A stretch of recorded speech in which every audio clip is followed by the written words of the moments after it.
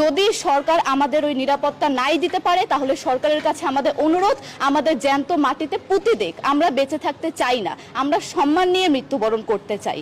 আমরা এই দেশে থাকতে চাই না যে এই দেশে আমাদের কোনো নিরাপত্তা নেই, যে এই দেশে রাস্তা দিয়ে হাঁটলে আমাদের মধ্যে একটা আতঙ্ক কাজ করে, কখন কি না কি হয়ে যায়।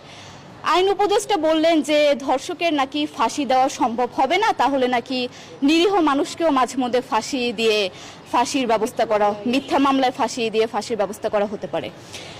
আইন উপদেষ্টার কাছে আমার প্রশ্ন, আল্লাহ না করুক আজকে যদি আপনার কাছের কেউ, আপনার বোন অথবা আপনার স্ত্রী অথবা আপনার মেয়ের সাথে যদি এরকম কোনো কিছু হতো, আপনি কি আসলে এটা বলতে পারতেন যে না ধর্ষককে ফাঁসি দেওয়া যাবে না?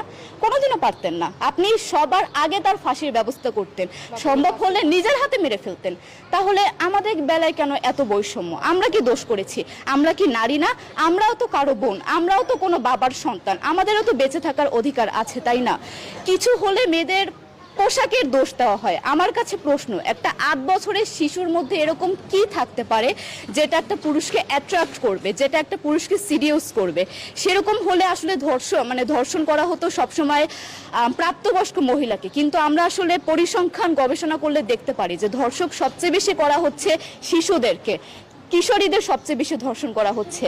দৃষ্টিভঙ্গি পরিবর্তন করুন, চিন্তা ভাবনা পরিবর্তন করুন, ধর্ষকদের আইনের আওতায় আনুন। যদি আইন উপদেষ্টা অথবা প্রশাসন যদি ধর্ষকদের শাস্তির ব্যবস্থা না করতে পারে, আমাদের হাতে তুলে দেন, আমরা নিজেদের হাতে শাস্তি দিয়ে দিতে পারবো। এই সাহস আমাদের মধ্যে আছে। বেঁচে থাকার জন্য আমাদের যতটা কঠিন হতে হবে আমরা কঠিন হওয়ার জন্য প্রস্তুত আছি।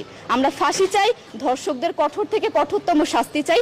যতদিন না পর্যন্ত ফাঁসি দেওয়া হবে, যতদিন না পর্যন্ত ধর্ষকদের শাস্তির ব্যবস্থা করা হবে, আমরা আমাদের আন্দোলন অব্যাহত রাখবো।